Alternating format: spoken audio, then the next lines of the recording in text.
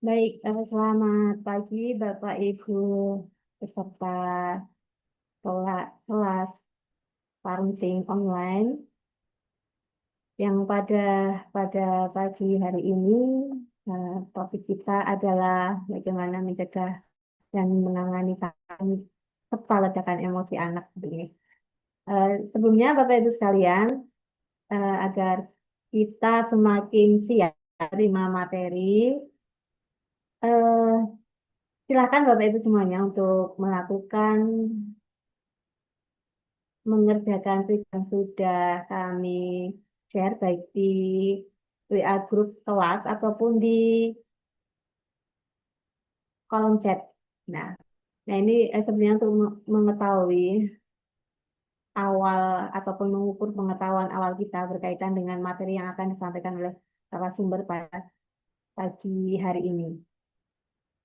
Ya, kira-kira pengisian bisa dilakukan selama 3 menit ya, Bapak Ibu semuanya. Ya, sambil mengisi pretest yang sudah kami sampaikan, kami mohon izin untuk membacakan tata tertib peserta kelas penting. Ya, Bapak Ibu semuanya, mohon untuk mengubah akun dengan format nomor presensi, nama peserta, serta asal kota maupun daerah. Kemudian, peserta dimohon untuk tidak mengaktifkan fitur telepon selama kelas berlangsung. Peserta yang ingin mengaktifkan mikrofon diperkenankan dengan izin moderator maupun narasumber. Selanjutnya, bagi peserta yang mengisi daftar hadir yang telah dibagikan panitia, dimohon nanti mengisi yang akan dibagikan melalui kolom chat Zoom. Selanjutnya, peserta dapat bertanya kepada narasumber dengan memasukkan kolom chat yang ada di Zoom maupun secara interaktif. Apabila nanti Bapak Ibu menghendaki bertanya di tengah-tengah materi sedang berlangsung, bisa disampaikan melalui kolom chat. Seperti itu. Peserta diharapkan untuk menggunakan laptop gitu ya, diharapkan dan dapat menyalakan kamera dan menggunakan virtual background yang sudah disampaikan. Jika ada kendala, ya tidak bisa menggunakan laptop, bisa menggunakan device yang lain. Peserta menghormati peserta lainnya, ya, dan dimohonkan dengan sangat bisa mengikuti seluruh rangkaian kelas parenting Angkatan 2 ini yang diselenggarakan oleh Dinas Perpustakaan dan Kearsipan Kota Yogyakarta bekerja sama dengan Universitas Mercu Buana Yogyakarta.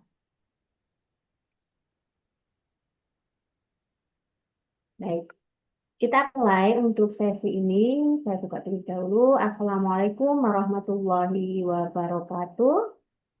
Selamat pagi dan salam sejahtera untuk kita semuanya. Yang saya hormati Kepala Dinas Perpustakaan dan Kearsipan Kota Yogyakarta beserta jajarannya. Juga kepada Ibu Martaria Rizky Rinaldi, MTSI Psikolog, selaku narasumber kita pada hari ini, serta seluruh peserta kelas parenting online angkatan kedua yang saya yakin semakin semangat dan luar biasa. Alhamdulillah kita kembali berkumpul dalam ruang virtual ini untuk memperdalam pemahaman kita sebagai orang tua yang inspiratif tentunya bagi anak-anak, juga adaptif di era digital ini. Nah, pada pagi ini kita akan membahas sebuah topik yang sebenarnya itu akrab dengan kita, di telinga kita, dengan keseharian kita, tapi juga menantang ya, yaitu berkaitan tentang mencegah dan menangani tantrum serta ledakan emosi anak. Ya, hari ini kita sudah kedatangan Ibu Martaria Rizky Rinaldi, MPSI Psikolog, yang akrab dipanggil dengan Bu Kiki. Selamat pagi, Bu Kiki. Pagi. Pagi, ya. Ye. Beliau selain sebagai psikolog profesional, saat ini juga mengajar sebagai dosen Fakultas Psikologi Universitas Mercu Buana Yogyakarta. Sekaligus beliau juga sebagai seorang penulis, trainer pengembangan diri dan karir. Nah, saat ini beliau juga tengah menempuh pendidikan doktoral di Universitas Gadjah Mada. Dan pengalaman beliau tentunya yang sangat kaya di bidang psikologi anak dan keluarga ini menjadi bekal yang luar biasa bagi kita semuanya untuk memahami dan mengatasi tantrum anak. Seperti itu. Apakah begitu sudah siap? Langsung to the point ini Ya. saya tembak. Sudah Siap ya? sekali. Ya. Ye, langsung aja kita sambut Bu Kiki untuk menyampaikan materi selama 60 menit ke depan. Waktu dan layar kami berikan. Silakan. Baik, terima kasih Mbak Ana atas waktunya eh, dan kesempatannya. Assalamualaikum warahmatullahi wabarakatuh. Salam sejahtera untuk kita semua. Semoga hari ini kita dalam keadaan sehat, bahagia, dan sejahtera. Ya, perkenalkan saya seperti yang telah diperkenalkan oleh Mbak Ana, saya Kiki Martaria Rizky Rinaldi yang hari ini akan membersamai Bapak Ibu di kelas parenting hari ini ya. Senang sekali saya bisa membersamai di kegiatan ini dan bekerja sama dengan Dinas Perpustakaan dan Kearsipan Kota Yogyakarta. Semoga nanti materinya benar-benar sesuai dengan kebutuhan Bapak Ibu. Nah, saya akan sambil share screen. Semoga Bapak Ibu udah selesai ya untuk mengerjakan pretestnya dan tadi benar yang disampaikan Mbak Ana ya untuk tahu nih sebenarnya pemahaman selama ini gimana gitu ya udah benar apa belum dan tadi nggak perlu browsing ya Bapak Ibu ya sebenarnya ya karena itu bukan cuma ya kita pengen tahu sebenarnya selama ini apa yang sudah diketahui gitu. Nah harapannya di materi ini akan memberikan sebuah pemahaman baru atau menyamakan persepsi kayak gitu ya tentang utamanya terkait dengan tantrum gitu. Nah, saya akan share screen kan sebentar. Oke. Nah, baik. Sebelumnya saya ingin juga boleh dong, saya tahu Bapak Ibu boleh untuk menuliskan di chat box gitu ya.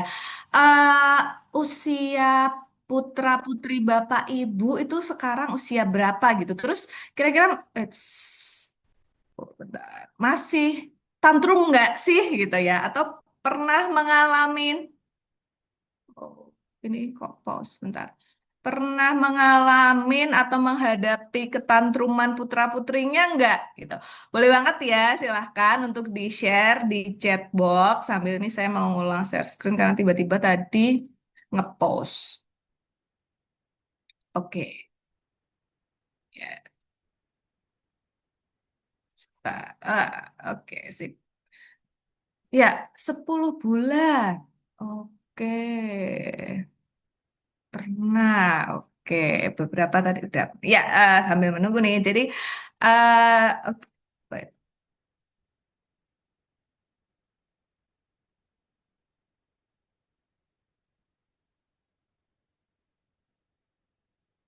sebentar. Slide saya nggak bisa nge-share.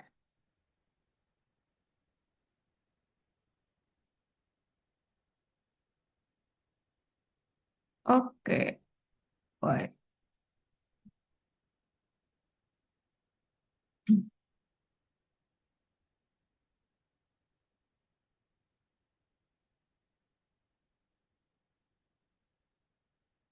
Nah, oke. Nah, ya, tadi profil saya telah disampaikan Mbak Ana ya. Saat ini saya sedang menyelesaikan pendidikan S3 saya di Prodi Doktor Ilmu Psikologi di Psikologi UGM. Ini tahun terakhir insya Allah dan tadi juga sehari-hari saya sebagai kalau sekarang sebagai mahasiswa tapi saya juga praktek sebagai psikolog klinis dan juga selain itu jadi dosen di Universitas Mercubuana Yogyakarta. Nah, hari ini kita akan bahas apa aja sih tentang tantrum ini. Jadi, kenalan nih sebenarnya tantrum tuh apa gitu. Terus sebenarnya penyebab tantrum itu apa dan gimana sebaiknya kita mengelola atau menghadapi tantrum yang terjadi pada anak gitu ya. Mungkin pernah mengalami, mungkin sekarang kalau anaknya udah besar, wah saya udah ahli Mbak, nanti boleh juga untuk sharing gitu ya, pengalaman Bapak Ibu dalam menghadapi putra-putrinya yang tantrum kayak gitu. Oke, pernah masih tantrum. Oke, masih nih. Sering lihat anak orangnya tantrum, alhamdulillah ya. Jadi apa namanya? Agak ringan gitu ya. Oke, kita akan bahas satu persatu. Sebenarnya apa itu tantrum gitu ya? Apa, mengapa, dan gimana nih? Nah, eh ya, tadi saya udah menanyakan yang pernah menghadapi tantrum. Nah, tapi belum yang udah pernah menghadapi. Tadi saya pengen tahu lebih lanjut nih. Jadi, bagaimana perasaan ayah dan bunda ini ketika menghadapi anaknya yang tantrum itu? eh Tadi kan sebagian pernah, sebagian ya ada yang apa namanya ngelihatnya cuman anak tetangga nih atau anak orang lain yang tantrum gitu. Nah, kalau menghadapi anak sendiri tadi gimana ya perasaannya gitu. Boleh banget juga ya di-share di chat box. Saya pengen tahu apa yang terus dirasakan gitu ya. Oke, mengalihkan ke hal lain. Mantap nih udah langsung fokus pada solusi. Waduh, ini ibu ya Ibu Saryati ikut nangis. Waduh ya karena aduh bingung banget nih gimana jadinya jadi nangis sendiri. Oke, awalnya kesel, bingung, tapi ya udah tarik nafas aja. Mantap. Oke, pengalamannya beragam ya. Oh, pernah ikut nangis juga. Ya, ini karena tadi saking bingungnya, jadi kita ya gitu ya. Udah nggak ngerti lagi, udah diapain aja, nggak berhasil gitu. Nah, oke.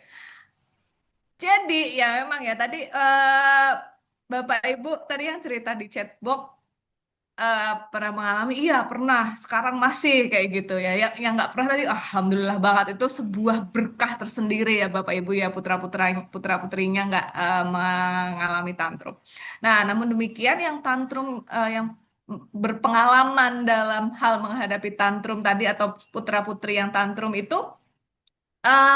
itu tuh ya memang Anda nggak sendirian Bapak Ibu. Jadi nggak cuman putra-putri Bapak Ibu aja yang demikian gitu. Maksudnya ini bukan sesuatu hal yang memalukan gitu ya atau apa ya sangat buruk kayak gitu ya. Karena memang tantrum ini wajar terjadi pada anak gitu. Nah, menurut hasil penelitian nih, jadi udah banyak ya Bapak Ibu riset tentang tantrum ini. Nah, gimana bunyi hasil risetnya? Jadi, 87% anak usia 18 sampai 24 bulan itu mengalami tantrum gitu. Jadi yang anaknya usia 1,5 tahun, 2 tahun, tantrum, gulung-gulung, nangis nggak jelas gitu. Tadi yang sampai bikin apa kita itu jadi pengen ikut nangis atau emang bener-bener ikut nangis juga gitu. Ya ini terjadi di hampir setiap anak gitu ya. Ini dari hasil riset 87%. Nah, dan di usia 30 sampai 36 bulan, jadi 2,5 sampai 3 tahun gitu ya, ini lebih besar gitu, lebih besar persentasenya. Jadi kemungkinan tantrumnya nih lebih tinggi nih di usia sekian ya, eh, 2,5 sampai 3 tahun. Nah, lalu menurun di usia 42 sampai 48 bulan. Sampai 4 tahun tuh udah berkurang tuh. Jadi puncak-puncaknya tadi nih adalah di 30 sampai 36 bulan gitu. Nah, tapi anak saya lebih dari itu masih tantrum. Iya, nggak apa-apa. Ini emang wajar ya karena emang terjadi pada di usia 4 sampai eh, sebelum 4 tahun kayak gitu. Nah, sebentar. Oke. Ya, tiba-tiba ada tamu. Baik. Terus, jadi itu tadi emang nanti akan berkurang seiring dengan berjalannya waktu, gitu. Nah, eh jadi terus sebenarnya apa nih secara ilmiah gitu? Ini tantrum ini masalah anakku aja atau ini masalah yang gimana sebenarnya? Nah, jadi ini tuh memang secara ilmiah udah diteliti dan emang wajar terjadi pada anak usia itu tadi ya, mulai dari 18 bulan sampai di usia 4 tahun. Mungkin masih tetap ada yang lebih dari itu terjadi gitu. Nah, eh ini apa? Ini adalah episodenya singkat, tapi perilakunya ekstrim. Nah, ekstrimnya mungkin yang ini terjadi pada bapak putra-putri bapak ibu ya. Jadi terus gulung-gulung kayak gitu, berteriak, terus pukul-pukul, dorong, lempar, menggigit kayak gitu. Nah, jadi perilaku ekstrim itu yang jelas ini perilakunya tidak menyenangkan gitu, yang kadang-kadang agresif, agresifnya tadi yang misalnya nyakar, mukul, nendang kayak gitu. Ini adalah sebenarnya respon terhadap frustasi atau kemarahan. Nah, tapi ini nggak sebanding dengan pemicunya. Jadi mungkin karena hal yang mungkin kita anggap kecil gitu ya, tapi itu terus apa ya responnya itu ekstrim gitu. Nah, jadi ini eh, karena apa? Nanti kita akan bahas ya. Apa saja sebenarnya penyebabnya? Kita akan bahas secara detail. Tapi responnya kayak gitu. Nah, ya nggak nih, putra-putri Bapak Ibu bentuk tantrumnya kayak apa nih? Sampai memukul, menendang, melempar, mendorong, teriak. Nah, boleh juga ya di-share di chatbox ya. Pengalamannya sampai se ekstrim apa nih perilakunya gitu. Masih sama nggak dengan yang ada di sini nih? Nah, jadi terus sebenarnya bentuk-bentuk tantrum itu kayak apa sih? Tuh. eh di sini kondisi tantrum itu biasanya rata-rata gitu ya dari hasil penelitian yang terus diamati nih pada sekian partisipan, sekian ribu ratusan partisipan, anak-anak gitu ya. Ini biasanya berlangsung 3 menit dengan durasi umum antara setengah sampai 1 menit gitu. Jadi sebenarnya karena tadi ledakan emosi gitu kan yang meledak, mungkin meledaknya tuh nggak panjang gitu.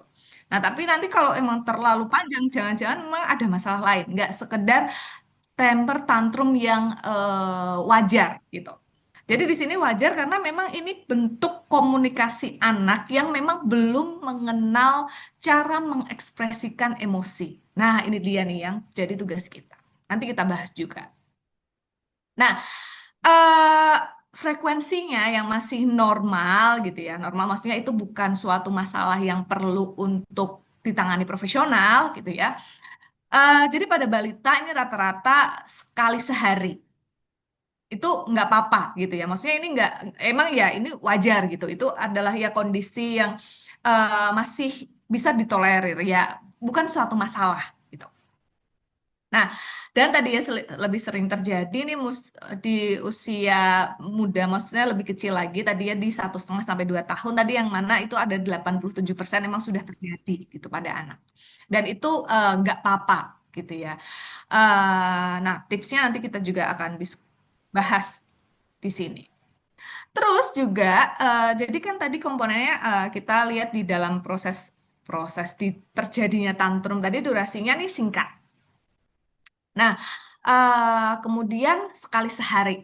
Nih, kalau lebih dari itu, terus lebih lama. Nah, ini jadi warning sign. Mungkin ada kondisi lain gitu. Tapi ya nggak perlu buru-buru ke profesional. Kita pantau dulu nih dengan penanganan yang apa ya diperlukan yang nanti kita diskusikan itu udah cukup belum? Nah, kalau enggak baru ya itu perlu diwaspadai untuk mungkin dikonsultasikan untuk tahu apa mungkin hal yang apa namanya terjadi pada anak. Oke, terus secara emosi, jadi dalam kondisi atau anak yang tantrum itu biasanya ada ledakan kemarahan yang meningkat gitu ya dan cepat untuk turun dan terus kemudian bisa aja terus anak jadi sedih atau stres di sepanjang tantrum itu gitu. Tadi kan perilaku ini itu munculnya adalah karena suatu hal yang mungkin tadi ya sepele gitu tapi anak tuh terus meledak gitu. Sepele ini misalnya juga anak marah-marah terus ekstrim gerakan gara-gara mungkin Bapak Ibu cuman memindahkan mainannya kayak gitu. Terus mengubah letak suatu barang atau itu apa barang kesukaannya atau apa gitu. Nah, jadi benar-benar bukan yang apa ya, peristiwanya bukan karena hal yang memang benar-benar menyulitkan atau membuat anak terluka gitu.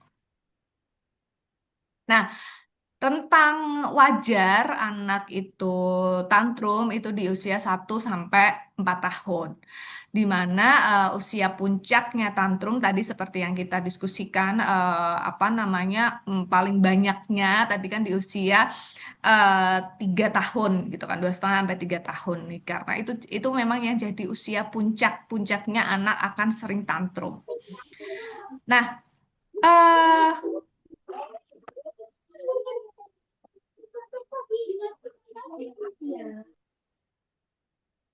oke. Ya. Nah, jadi ini kalau tantrum setiap hari ini sekitar 20% pada anak usia 2 tahun. 18% di usia 3 tahun dan 10% di usia 4 tahun gitu ya. Itu setiap hari itu terjadi gitu. Dan tadi kan paling masih wajar adalah sehari sekali gitu. Nggak kayak minum obat 3 kali sehari gitu ya. Ini frekuensi wajar itu ya 1 kali ya 1 2 kali oke gitu. Itu masih nggak apa-apa gitu ya. Maksudnya bukan suatu kondisi yang butuh penanganan. Nah, apa penyebabnya? Nah, boleh dong Bapak Ibu ceritain juga dong tadi putra-putrinya yang pernah tantrum yang sampai Bapak Ibu ikut nangis itu sebabnya apa?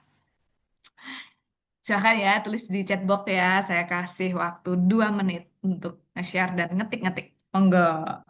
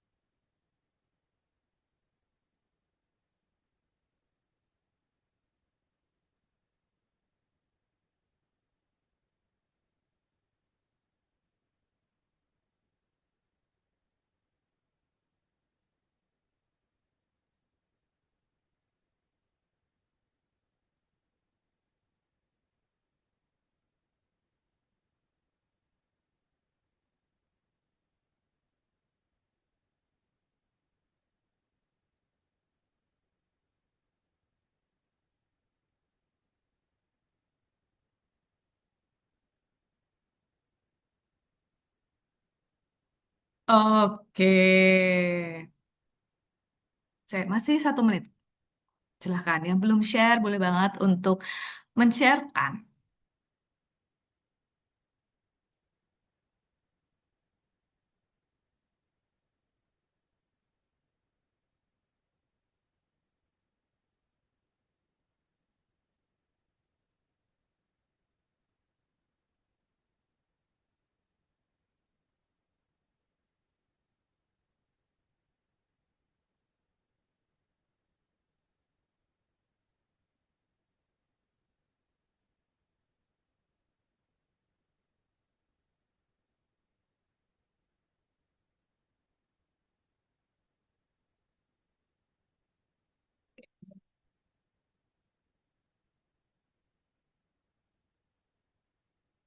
Oke. Wah, ini yang Bapak Ibu ceritakan di chat box sih jadi masalah tersendiri lagi ya ini karena handphone dan ada proses transisi kehidupan tersendiri gitu ya. Itu sebenarnya respon yang apa ya kondisi yang memang kondisi yang berbeda gitu dengan tantrum yang biasa gitu ya. Jadi memang proses itu penanganannya akan tersendiri nanti akan kita bahas di akhir ya. Kita lanjutkan dulu untuk materi kita yang sekarang. Nah, oke. Terus sebenarnya apa penyebabnya? Jadi gini Bapak Ibu, dari hasil penelitian gitu ya, apa sih sebenarnya secara psikologis ini dengan apa ya istilah-istilah psikologis yang nanti akan saya jelaskan gitu ya. eh Anak mengalami tantrum atau bukan mengalami ya, menunjukkan perilaku tantrum tadi itu adalah dikarenakan anak itu mengalami frustasi dan kesulitan untuk mengelola emosinya dan memang ada pengaruh lingkungan atau ada kondisi lingkungan yang nggak sesuai dengan harapan anak kayak gitu ya dan atau perlindungan yang berlebihan serta atau sebaliknya gitu sisi ekstrim dari orang tua yang sangat melindungi atau yang sangat mengabaikan. Nah, kita akan bahas satu persatu gitu ya. Frustasi. Nah, jadi gini, kadang-kadang kita sebagai orang dewasa nih, frustasi kan kalau ada sesuatu yang nggak bisa kita capai gitu.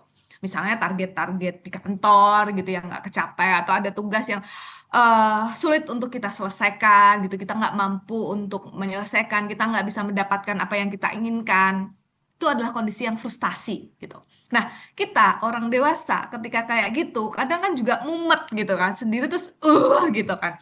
Nah, tapi kan kita mungkin nggak akan sampai untuk memecah barang atau menendang orang atau melakukan perilaku ekstrim. Karena apa? Karena kita bisa mengelola diri. Gitu. Kita frustasi, mungkin frustasinya ada di kepala aja gitu.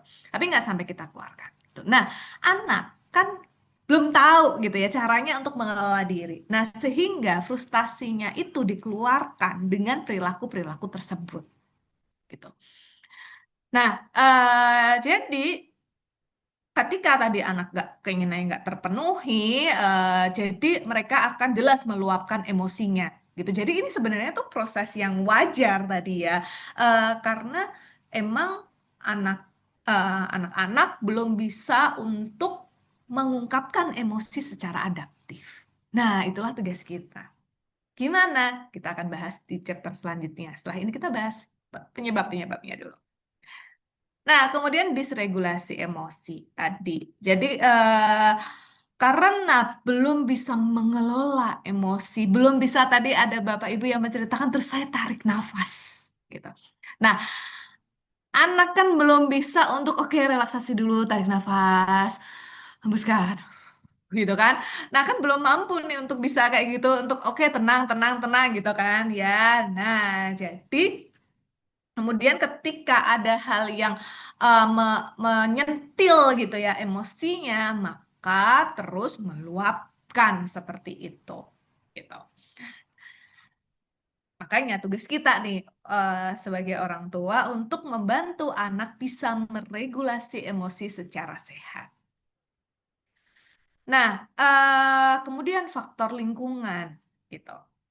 Jadi lingkungan ini lingkungan di sekitar anak gitu ya, nggak melulu tentang lingkungannya misal bentuk rumah kayak gitu ya, tapi gimana respon-respon lingkungan terhadap anak gitu. Jadi ketika pengasuh ini bukan berarti babysitter aja ya, kita orang tua kan juga sebagai caregiver anak ya yang mengasuh anak gitu.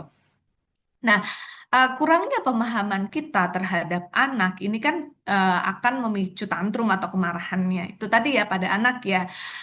Misalnya kita nggak paham terus dengan apa yang diinginkan anak gitu. Misalnya tadi Bapak Ibu ada yang menceritakan di chat bahwa anak mengalami speech delay. Ini anak speech delay memang akan cenderung lebih mudah terpicu secara emosi. Kenapa? Karena orang di sekitarnya, pengasuh atau faktor lingkungan ini nggak memahami apa maksudnya, gitu. Jadi kan anak belum bisa menyampaikan ya apa yang diinginkan. Nah, terus ketika orang tua atau pengasuh ini nggak paham apa maksudnya, dia semakin frustasi. Nah, semakin frustasi ini terus membuat muncullah tantrum. Nah, tapi blundernya adalah kalau pengasuh itu terlalu memahami sampai dia itu belum bilang udah semuanya diladenin gitu ya, itu akan membuat lingkaran setan di speech delay-nya. Jadi nggak bisa, jadi nggak membuat dia merasa nggak butuh ngomong karena udah sangat dipahami. Nah, ini jadi butuh perlakuan khusus, apa ya, strategi yang khusus yang ini benar-benar perlu didiskusikan secara individual gitu. Jadi ada programnya tersendiri gitu agar pengelolaan lebih optimal. Jadi nggak bisa ekstrim, jadi benar-benar perlu tahu gimana memahaminya biar nggak mudah untuk meledak karena frustasi nggak dipahami, tapi juga tidak boleh terlalu memahami yang sampai dia nggak perlu ngomong. Oke, lanjut di perlindungan atau pengabaian yang berlebihan. Jadi anak yang sangat amat dilindungi, ya sangat amat dilindungi. Misalnya tadi di contoh sebelumnya di speech delay yang ya semuanya oke, apapun yang diinginkan oke, terus apa nggak ada yang ditolak. Nah, suatu ketika dia mendapatkan sesuatu hal yang dianggap dipersepsikan anak ini sebagai penolakan, maka itu akan memunculkan reaksi yang sangat ekstrim ketika itu gitu. Ketika dia mendapatkan sesuatu yang dianggap dia sebagai penolakan. Jadi ketika tadi terlalu kayak dilindungi gitu ya, itu juga akan memicu tantrum. Apalagi terus jangan sampai anakku frustasi terus pokoknya semuanya udah dipersiapkan dengan baik tanpa ada stres untuk anak gitu ya. Semuanya di oke oke oke oke. Nah, itu kita itu juga nggak sehat gitu ya. Itu bukan membuat anak semakin kuat gitu ya. Tapi itu semacam membungkus anak. Misalnya nih anak biar dia nggak kena eh apa nih bahaya dari luar terus dibungkus dikrekep gitu ya, krekep tau nggak ya, di ditutupin gitu ya. Itu bukan seperti itu. Yang dibutuhkan adalah kita itu memberikan imun ke anak. Jadi anak punya daya tahan yang lebih kuat gitu. Nah, jadi kalau terlalu melindungi ini juga akan dampaknya nggak baik juga. Nah, dan juga sebaliknya, ketika terus menerus diabaikan, nah maka kan artinya anak merasa kan emosi-emosi negatif gitu ya, merasa tidak dihargai, merasa tidak diinginkan kayak gitu. Nah, itu akan memicu emosi negatif gitu ya. Jadi kesehariannya kayak dikelilingi emosi negatif yang membuat dia akan juga mudah terpicu ketika ada suatu stimulus, dia akan terus meledak-ledak gitu. Nah, itu kurang lebih gambaran apa yang menyebabkan anak tantrum. Terus jadi gimana Mbak? Kita perlu apa untuk menghadapi dan mengelola ini? Nah, jadi sebenarnya kuncinya tuh di kita sebagai orang tua ya. Pengen bentuk anak yang kayak apa tuh kayak semuanya kuncinya tuh dari kita.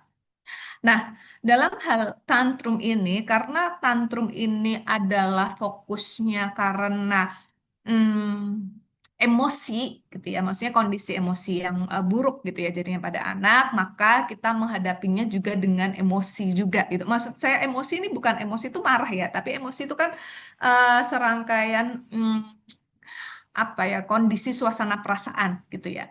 Nah, maka kuncinya adalah empati. Gitu. Empati itu apa? Memahami perasaan anak. Jadi kita mendekati dengan hati juga gitu. Nah, empati ini dinilai sebagai suatu alat sukses gitu ya untuk bisa menghadapi anak yang tantrum. Kayak gimana maksudnya Mbak menunjukkan empati itu gitu. Nah, jadi ini ada 7 tahapan, tapi tahapannya ya nggak harus urut gitu ya. Tapi inti em, apa, konsep inti ini yang perlu Bapak Ibu pahami dan terapkan ketika menghadapi anak yang mana tadi saya lihat di chatbox tadi sebagian udah menyampaikan ada saya alihkan perhatiannya gitu ya itu ada di poin yang terakhir gitu ya terus ada yang tadi tetap tenang tarik nafas gitu ya itu emang kunci gitu tapi ini yang lebih lengkap nih gitu ya paket paketannya nih, paket komplit ya. Biasanya mungkin sebelumnya Bapak Ibu tuh ala carte gitu ya. Ini paketan. Nah, kayak gimana aja? Oke, kita akan bahas satu persatu ya. Untuk mengakui perasaan, kayak apa sih maksudnya? Jadi, Bapak Ibu mungkin sekarang atau bukan sekarang, ya sekarang-sekarang ini gitu kan sering kalau ngelihat di TikTok gitu ya, seringnya ngomongin kan pakai pakai istilah oh butuh divalidasi, validasi gitu kan ya, emosinya tuh masuk itu butuh divalidasi. Nah, anak-anak juga demikian gitu. Anak itu juga perasaannya butuh divalidasi juga oleh kita gitu. Jadi kita perlu memvalidasi atau mengakui perasaan yang sedang dialami oleh anak. Nah, kita lihat konteksnya. Tadi anak kita itu eh teriak-teriaknya kenapa tadi? Marah-marah. Tadi ada saya lihat yang misalnya eh, lupa nggak bawa mainannya gitu. Tapi kita nggak mungkin balik untuk ngambil mainannya. Nah, jadi kita akui dulu perasaannya. Jadi nggak langsung oke nanti kita beli lagi gitu ya. Nah, tapi fokus di perasaan anak dulu. Oke, Mama lihat, Ibu lihat, Bunda lihat, kamu itu kesel banget ya karena mainannya nggak kebawa. Nah, jadi kita, oh ya aku kesel, aku marah gitu. Jadi anak merasa tervalidasi gitu. Tapi kalau mungkin validasi kita tadi nggak tepat juga nggak apa-apa gitu. Mungkin apa anak merasakan emosi yang lain. Ya kita coba aja kita sampaikan gitu. Anak saya juga gitu. Saya juga kebetulan anak saya juga em, balita gitu ya yang eh, kadang-kadang juga ada marah-marahnya gitu. Yang kemudian selalu saya tanyakan, oh iya, nama anak saya Kiza. Oke, Kiza marah ya sama mama ya karena gini ya. Nah, toh, oh kesel ya. Nah, kadang-kadang dia jawabnya enggak kesel. Aku tuh takut kayak gitu misalnya. Jadi itu anak juga ketika kita eh, apa ya sering ya atau terbiasa mungkin bukan sering ya terbiasa untuk eh, membantu anak mengenali emosinya, anak jadi paham juga terus apa yang dia rasakan. Tuh. Nah, ini contohnya tadi, oh, ibu lihat kamu sangat marah karena mainannya diambil ya. Oh, sepertinya kamu kecewa ya karena nggak bisa gini ya. Nah, dan ini juga tunjukkan dengan gestur yang sesuai ya, misalnya berlutut, biar anak tuh melihat kita bisa apa ada eye contact kayak gitu. Jadi nggak terus anak tentu saja lebih eh, pendek kan dari kita lebih tinggi dari anak gitu kan dari tinggi badan nggak terus dari atas tuh anaknya disuruh dongak ke kita tapi kitanya yang menyamakan posisi dengan anak kayak gitu ya sambil disampaikan dengan ekspresi yang penuh perhatian kayak gitu tunjukkan kalau kita memahami oh ya marah banget ya nak ya nggak enak ya kayak gitu ya nah dengan demikian kan membuat anak merasa dipahami dan divalidasi perasaannya. Nah, kemudian kita di sisi yang lain, kalau misalnya anak tadi yang meraung-raung gitu ya, terus teriak gitu ya, kita bisa sambil dekati agak dipeluk gitu ya. Yuk kita tenang dulu sebentar. Yuk terus dilus-lus ya punggungnya kayak gitu. Sambil kita ajak untuk dia menenangkan diri gitu. Nah, Ah, seperti yang juga Bapak Ibu sampaikan di chat tadi, Bapak Ibu menyebutkan berusaha tenang, tetap tenang. Ya, itu memang kunci ya. Kalau kita ikutan panik, kalau kita ikutan juga marah-marah, anak akan semakin terpicu gitu. Anaknya juga menangkapkan emosi kita. Nah, itu akan membuat kondisi semakin tidak nyaman gitu. Nah, jadi memang kuncinya kita juga perlu menenangkan diri sambil juga menenangkan anak gitu.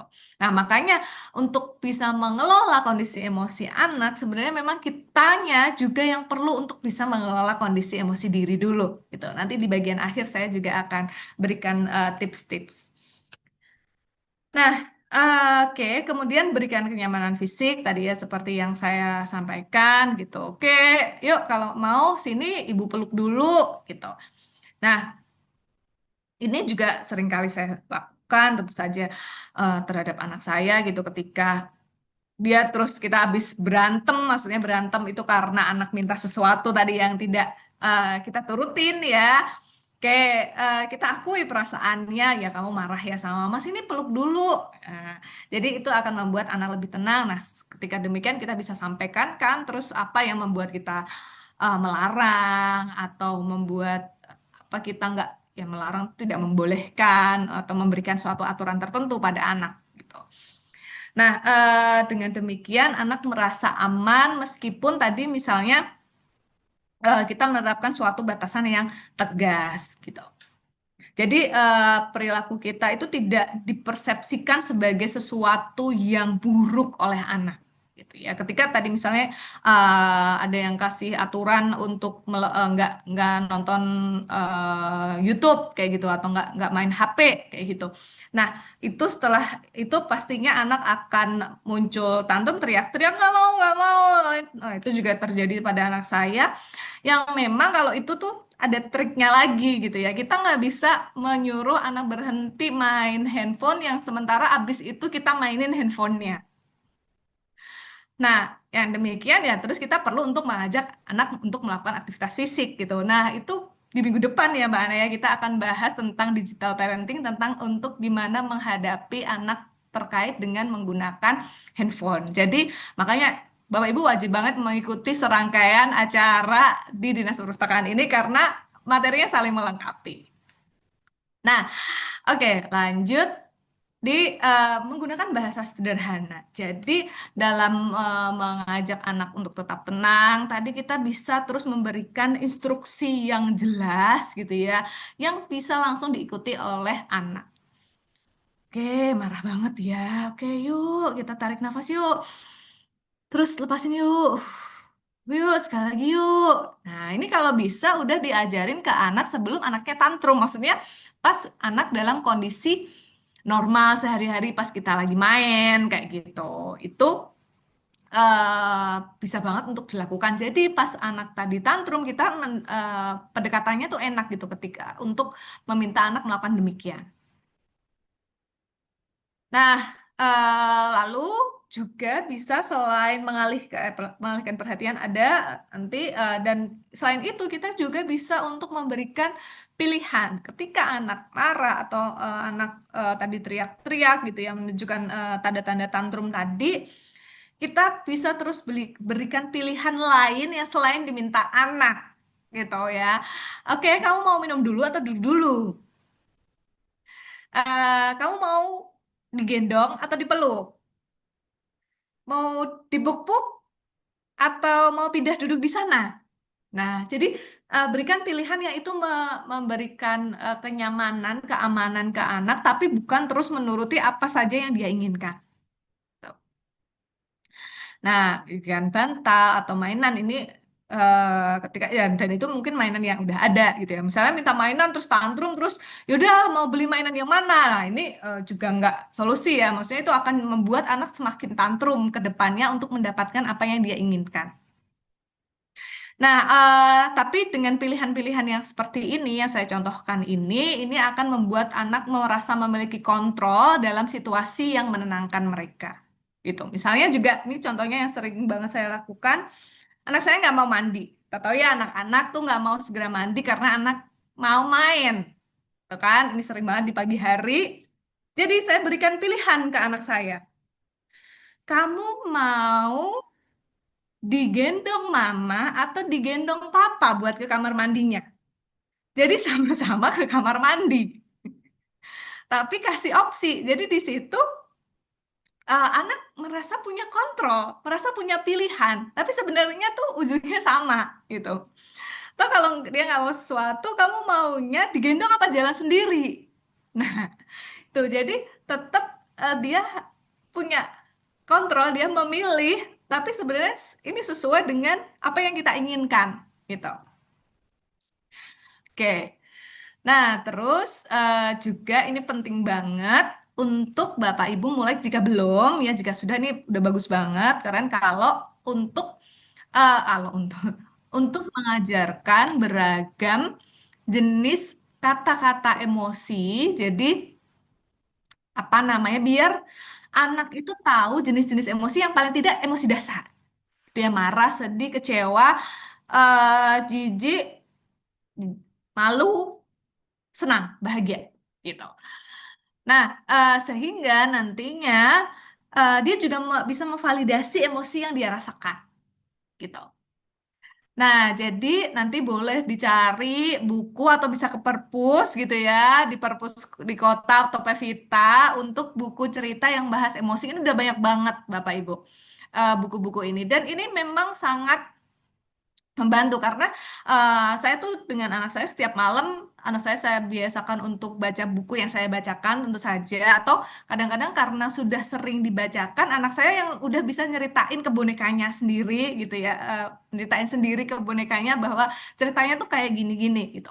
Nah, dengan kita mengenalkan ragam emosi ini dengan buku cerita gitu karena itu kan ada ekspresi-ekspresinya ya di buku itu akan membuat anak semakin mengenali emosinya sehingga nanti ketika anak merasakan emosi-emosi tersebut dia bisa menyampaikan jadi ini lebih adaptif dan kita juga bisa menghadapi atau ketika kita memahami kan kita juga terus makin paham ya terus apa yang perlu kita lakukan gitu. Nah, ini biar nantinya anak bisa mengekspresikan perasaannya. Nah, terus jadi tadi yang sudah banyak dimention mengalihkan perhatian. Nah, emang itu kunci untuk juga menghadapi atau mengelola tantrum. Jadi yuk kita gini yuk, yuk kita gitu yuk. Yuk coba kita begini atau begitu gitu. Tadi kayak misalnya main handphone anak kalau pengalaman saya sendiri, anak saya juga kalau habis main handphone diambil dia akan marah-marah gitu ya. Jadi, yuk kita peta umpet gitu. Jadi terus saya ngajakin untuk main peta umpet dengan anak sehingga anak juga happy karena ada aktivitas lain gitu.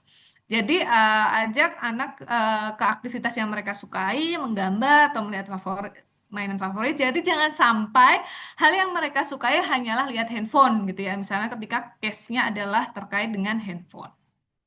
Nah, jadi mengalihkan fokus dari penyebab frustasi ke hal yang lebih menyenangkan, inilah yang penting untuk kita lakukan agar tadi tidak berkelanjutan. Dan anak juga tadi mengelola emosi. Gitu. Nah, oke. Nah, ini adalah chapter terakhir dari materi kita. Jadi, eh seperti yang saya sampaikan, kita sebagai orang tua itu adalah kunci untuk bisa menghadapi anak, bisa tadi membentuk anak kayak gimana, apa namanya, anak yang kita ingin bangun gitu ya, karakter seperti apa, tapi itu semua butuh kita, sehingga kita sebagai orang tua itu perlu untuk mengelola diri juga, gitu kan. Istilahnya kita nggak bisa apa ya menuangkan air kalau kita belum terisi gitu. Nah, kita isi diri, kita kelola diri dengan apa? Jadi kita perlu banget untuk melakukan teknik-teknik self care gitu ya. Perawatan diri nggak cuma perawatan fisik yang sering kita dengar kan mesti kayak perawatan diri berarti ke skincare gitu kan, ke untuk kita terus juga apa pijet-pijet kayak gitu ya. Nah, tapi juga merawat secara emosional gitu sehingga kitanya juga nggak mudah terpicu gitu. Kita nggak pengen anak kita suka marah-marah tapi kitanya suka marah-marah juga gitu kan. Ya itu kan nggak mungkin gitu. Nah, jadi ini ada beberapa teknik yang mungkin kita bisa lakukan sehari-hari. Teknik-teknik ini sederhana yang bisa diintegrasikan di dalam kehidupan sehari-hari. Nah, jadi mungkin Bapak Ibu pernah mendengar atau kalau belum berarti di sini akan saya ceritakan terkait dengan teknik mindfulness dan relaksasi. Jadi, mindfulness itu seperti yoga, seperti kayak teknik-teknik meditasi. Jadi yang mana ini udah banyak banget diteliti yang memang bisa untuk membantu mengelola emosi-emosi negatif pada orang tua yang mengalami tekanan gitu ya, tekanan dalam kehidupan sehari-hari. Kebetulan untuk tesis saya dulu juga terkait dengan mindfulness ini untuk orang tua gitu. Nah, jadi latihan mindfulness bisa mengurangi burnout, mengurangi stres parenting kayak gitu, terutama pada anak yang prasekolah. Nah, ini tuh gimana sih prakteknya? Jadi, Bapak Ibu, mindful itu artinya adalah kita fokus penuh, hadir, utuh di kondisi sekarang dan saat ini. Kenapa kita seringkali tertekan? Kenapa kita merasakan banyak emosi negatif? Karena seringkali kita melakukan penilaian-penilaian dan membandingkan antara kondisi sekarang dan sebelumnya, atau kita mencemaskan kondisi di masa depan. Nah, padahal yang kita punya, atau ini banyak banget ya secara filosofis gitu ya, kita tuh punya itu hari ini dan sekarang gitu. Nah, kalau kita fokus di masa lampau, maka itu akan membuat kita nggak bisa menikmati masa sekarang.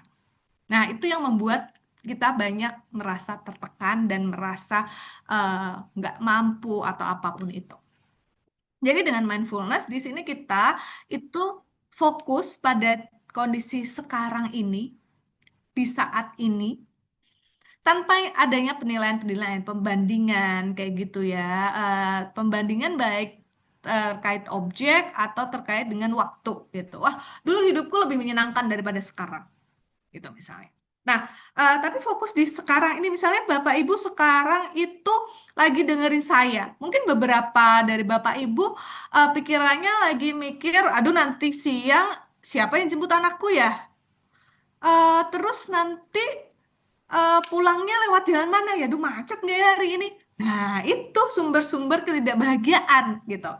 Nah, jadi bukan berarti nggak boleh untuk merencanakan masa depan ya. Tapi ketika kita sedang beraktivitas dan malah tidak fokus di aktivitas yang kita lakukan sekarang, nah itu namanya mindless gitu. Jadi kita nggak sadar penuh hadir utuh sekarang. Gitu. Nah, terus caranya gimana, Mbak? Itu kan susah banget, Mbak. Pikiran kita kan udah terbiasa kemana-mana. Ya, emang. Nah, jadi caranya memfokuskan paling mudah adalah dengan fokus pada modalitas. Modalitas yang kita miliki maksudnya apa? Visual, auditory, kemudian juga di semua panca indera gitu. Bapak Ibu terus coba dirasakan sekarang telinganya mendengar apa ya, dari auditori pendengarannya, oh dengar suara saya gitu ya, fokuslah pada suara saya aja gitu. Atau terus ngerasain coba di lantai, kakinya ada di lantai, nah fokus di situ ya. Oke, aku kakiku ngerasain ada karpet di bawah gitu ya misalnya. Punggungku ini nempel di sandaran kursi kayak gitu. Nah, jadi fokus pada aktivitas yang benar-benar sekarang sedang dilakukan. Itu adalah bentuk mindful. Nah, namun demikian latihannya bisa latihan formal. Latihan formal itu maksudnya adalah dengan apa namanya, di meditasi duduk gitu ya. Jadi ambil duduk, Bapak Ibu bisa sambil tarik nafas, hembuskan, tarik nafas, hembuskan. Jadi fokus hanya pada nafas yang ditarik dan dihembuskan. Nah, yuk kita coba sekarang, kita praktik sebentar aja. Silahkan Bapak Ibu duduk dalam posisi yang nyaman. Silahkan boleh memposisikan diri, duduk nyaman, kakinya pastikan ada menginjak lantai, jadi jangan menggantung, jadi bisa merasakan gimana sensasi alas lantai yang ada di Bapak Ibu sekarang. Nah, kemudian coba tarik nafas perlahan-lahan dari hidung dan hembuskan perlahan-lahan dari hidung. Dari mulut. Sekali lagi, tarik nafas perlahan-lahan dari hidung dan hembuskan perlahan-lahan dari mulut. Nah, rasakan, fokuskan hanya pada nafas yang ditarik dan dihembuskan. Jadi hanya pada nafas yang ditarik dan dihembuskan. Nah, Oke, jadi kayak gitu yang nanti bisa Bapak Ibu praktekkan, bisa sebelum tidur, bisa saat bangun tidur, sehingga nantinya Bapak Ibu terbiasa untuk fokus pada nafas aja gitu ya. Maksudnya nggak terus tadi ketika pikirannya mulai berkelana gitu ya, aduh gimana begini begitu yang nggak itu padahal nggak di kondisi sekarang, maka bisa lebih ini membuat Bapak Ibu menjadi lebih tenang dan bisa lebih mengambil keputusan dengan jernih kalau demikian gitu. Nah, oke. Nah, selanjutnya jadi perlu melakukan penilaian diri. Nah, penilaian diri ini maksudnya apa? Jadi Bapak Ibu merefleksikan untuk sekarang ini kira-kira kondisiku gimana ya? Gitu ya. Secara emosional aku tuh dalam kondisi emosi yang eh buruk atau baik ya. Nah, Bapak Ibu bisa punya jurnal gitu ya. Jadi journaling harian biar apa? Biar nanti Bapak Ibu bisa mendeteksi, aduh aku nih kayaknya lagi frustasi banget, aku nggak sanggup menghadapi masalah-masalah ini sendiri. Nah, kalau kayak gitu Bapak Ibu bisa segera untuk ke profesional gitu ya, misalnya ke psikolog kayak gitu untuk mengkomunikasikan atau meminta bantuan gitu ya tentang beban-beban emosi Bapak Ibu. Jadi terus sebaiknya gimana ya gitu. Jadi bisa dibantu untuk Bapak Ibu mengolah diri gitu. Kalau nggak mampu mengolah diri sendiri gitu ya, maksudnya nggak bisa mengatasi masalah-masalah atau kondisi emosi yang begitu ekstrim, itu tuh boleh banget untuk ke psikolog gitu. Itu bukan suatu hal, ke psikolog bukan suatu hal yang apa ya aib atau buruk ya. Justru itu menunjukkan keberanian Bapak Ibu untuk mengolah diri agar anak-anak lebih berkembang dengan optimal. Karena kunci perkembangan anak-anak tuh ada di kita sebagai orang tua gitu. Jadi kan ketika kita sehat, anak akan membuat anak-anak kita juga sehat baik secara fisik maupun mental. Nah, kemudian juga membangun jaringan dukungan sosial. Nah, jadi kenapa dukungan sosial itu penting? Jadi Bapak Ibu, kalau mungkin silakan sambil dipikirkan gitu. Kira-kira saya mau tebak-tebakan gitu. Kira-kira apa sih yang membuat orang itu umur panjang dan apa yang bikin orang itu cepat meninggal? Coba boleh dong dijawab, Bapak Ibu, eh, tuliskan di chat box gitu ya. Apa apa saja yang bikin orang itu bisa umur panjang dan apa yang membuat orang itu jadi cepat meninggal? Menurut pandangan Bapak Ibu saat ini.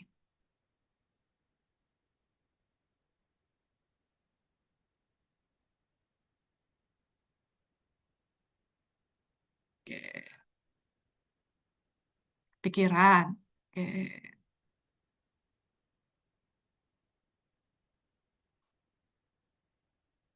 Pak Jani, menurut Bapak Ibu nih tebak-tebakan nggak perlu di browsing ya. Saya pengen tahu aja dalam pikiran Bapak Ibu nih kalau apa ya yang bikin orang umur panjang dan apa yang bikin orang cepat meninggal.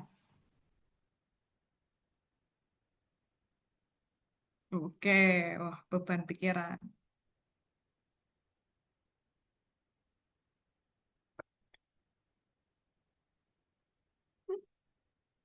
Bahagia. Oke. Ya ada lagi 1 menit lagi ya.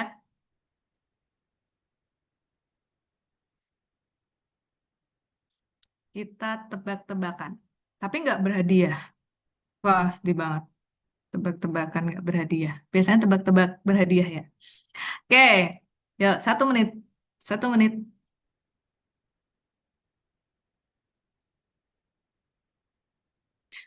Ini tebak-tebakan, tapi nanti saya jawabnya serius kok, nggak jokes. Oke, masih ada nggak nih yang mau jawab? Silahkan, jawab dulu.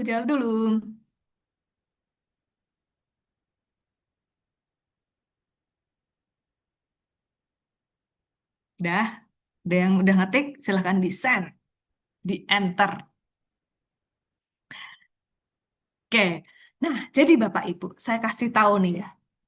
Ini tuh yang saya sampaikan ini adalah berdasarkan hasil penelitian selama 80 tahun. Jadi di Harvard, jadi ini adalah Harvard study gitu ya. Di Harvard sana dilakukan penelitian yang mana panjangnya udah 80 tahun sampai sekarang. Jadi penelitiannya udah dipublikasikan dan ini itu eh, waktu itu adalah mahasiswa tahun kedua di Harvard itu di diteliti terus diikuti kehidupannya. Jadi setiap beberapa tahun sekali mereka itu dikontak kembali dan dihubungi, diukur semuanya jadi kondisi kesehatan fisik dan kesehatan mentalnya gitu ya. Nah, kemudian hasilnya itu mengejutkan. Tapi tadi ada yang jawabannya benar loh. Ini berarti ibu udah baca, tadi kayak ibu-ibu namanya, udah baca hasil penelitian ini nih. Jadi, di penelitian ini menemukan bahwa kunci umur panjang adalah hubungan yang hangat. Nah, hubungan yang hangat itu artinya kita punya sistem dukungan sosial. Jadi jangan terus merasa eksklusif, nggak punya teman, nggak apa-apa. Punya teman itu penting. Membentuk sistem dukungan yang kuat ini sangat amat diperlukan untuk kita tadi kalau pengen sehat dan umur panjang. Karena hasil penelitian bilang demikian. Hubungan yang hangat itulah kunci. Dan yang bikin orang cepat meninggal itu bukan rokok, bukan alkohol, tapi apa? Kesepian. Hasil penelitian itu bilang demikian, bahwa loneliness itu yang lebih terkait dengan mortality atau angka kematian.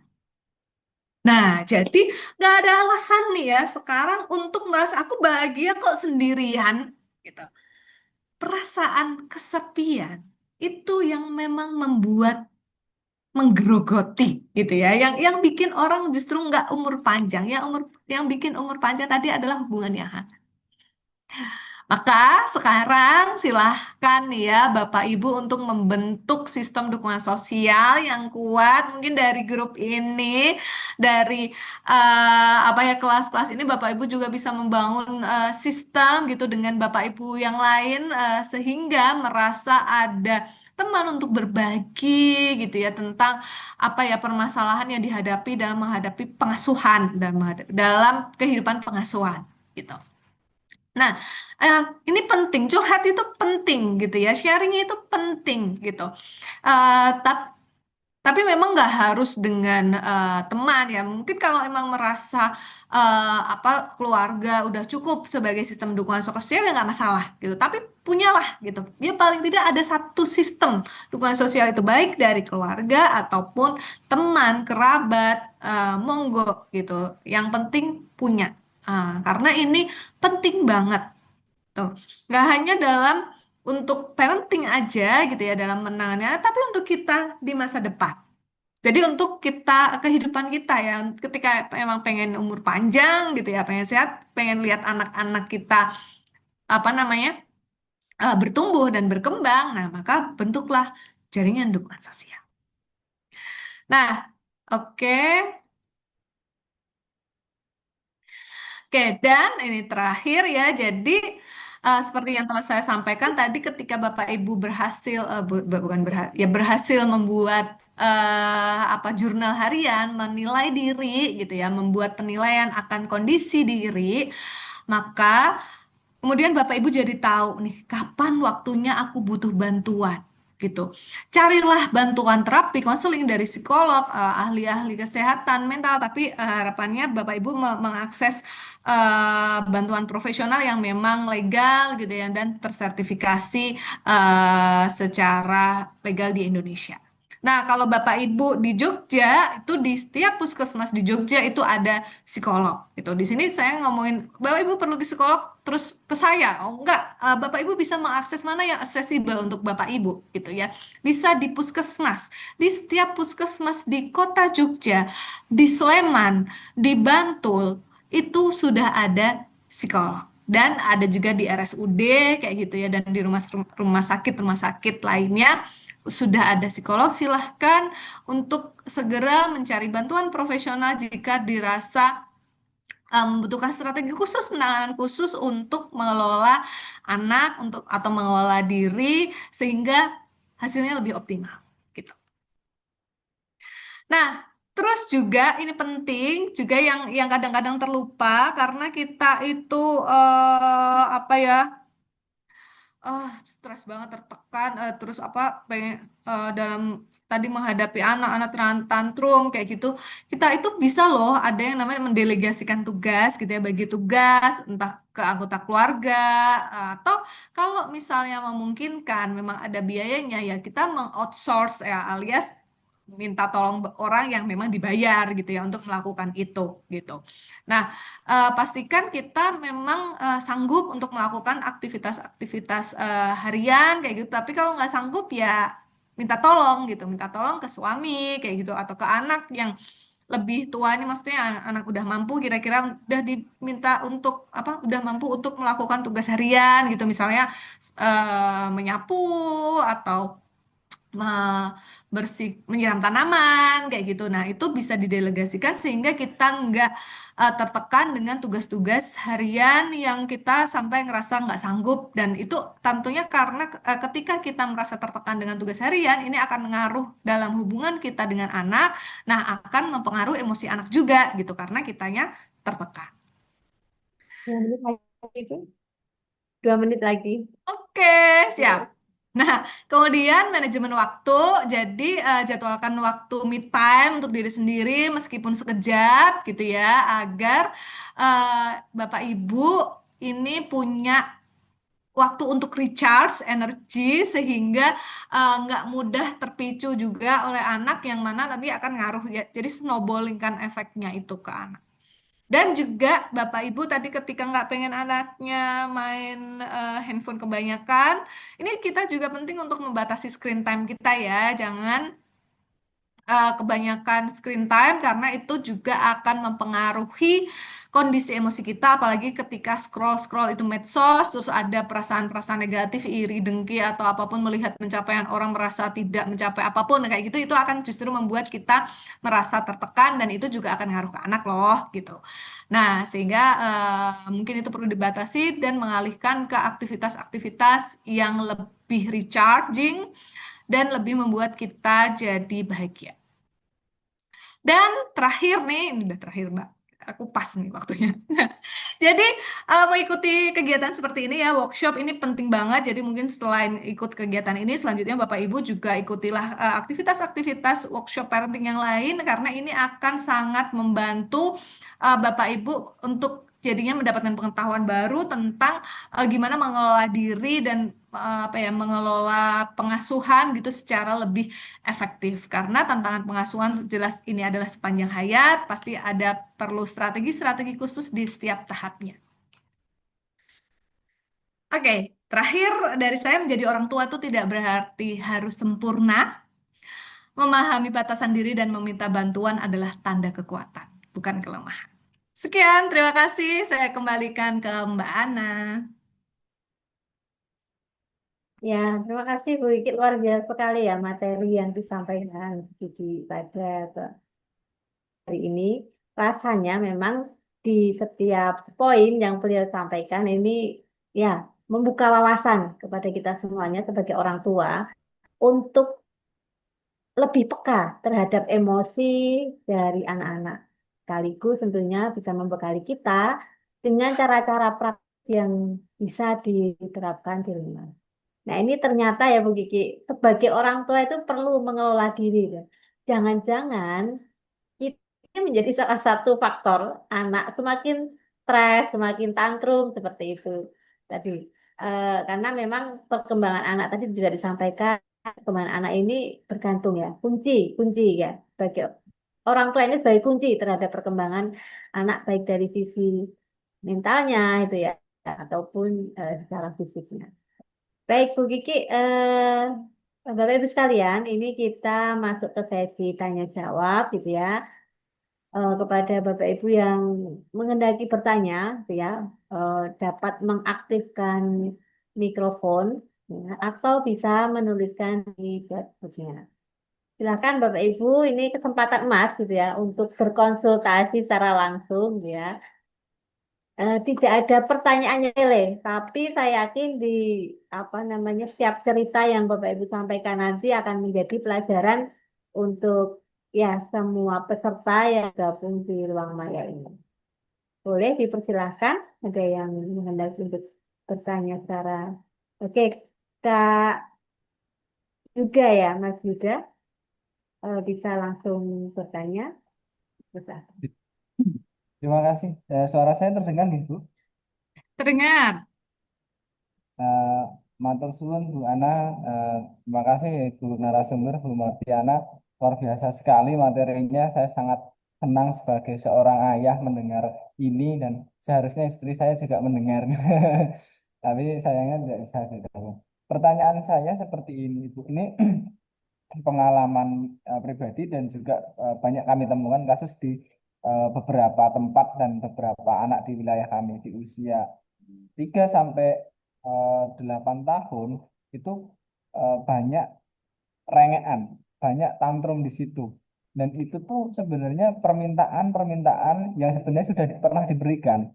Akan tetapi sampai kapan nih anak nih, misalnya seperti ini, anak saya pribadi pun ketika besok kita berenang, sudah dikasih berenang, kemudian minta lagi dan itu diulang terus setiap dia tantrum. Kemudian alibi selanjutnya ketika Halo? Kemudian Mas Yuda, halo, Ya, ya, hilang Mas. oh, diulang oh Lanjut. Mas. ya, nih. Jadi Alibi gini, selanjutnya. eh, anak itu sebenarnya meminta sesuatu yang sebenarnya positif. Misalnya minta ke masjid atau minta dia main air, mandi dan sebagainya. Akan tetapi di situ nanti pas di tengah-tengah ada alasan-alasan lagi yang kira menjadi orang tua itu, waduh ini keluar taringnya lagi nih. Ini. Jadi emosi. Nah kadang-kadang si orang tua ini kan juga capek bekerja, kemudian aktivitas yang padat, satu lagi yang anak itu kenapa sering mencari perhatian. Misalnya memotong pembicaraan, kemudian kayak membanting barang dan sebagainya. Padahal secara psikologis ketika kita cek ke tumbuh kembang pun intelijensinya atau kecerdasannya nggak masalah gitu loh, nggak ada autis, nggak ada apapun gitu. Nah itu apakah itu wajar di usia 3 sampai 5 tahun ini, Ibu? Oh, Ibu. Terima kasih ini sudah saya. Oke, siap. Mbak Nana, langsung aku jawab ya. Ya, langsung aja. Oke, ya tadi beberapa pertanyaan. Semoga nanti saya ingat semua. Tapi kalau nggak nanti tolong diingetin lagi ya pertanyaannya ya. Saya mau jawab yang terakhir dulu. Wajar nggak sih kalau anak ini mencari perhatian ke orang tua? Wajar, pakai banget gitu ya. Ya, karena ya itu yang mereka butuhkan. Karena orang tua adalah dunia pertama dari anak dan anak maunya ya dapat perhatian dari dunianya gitu.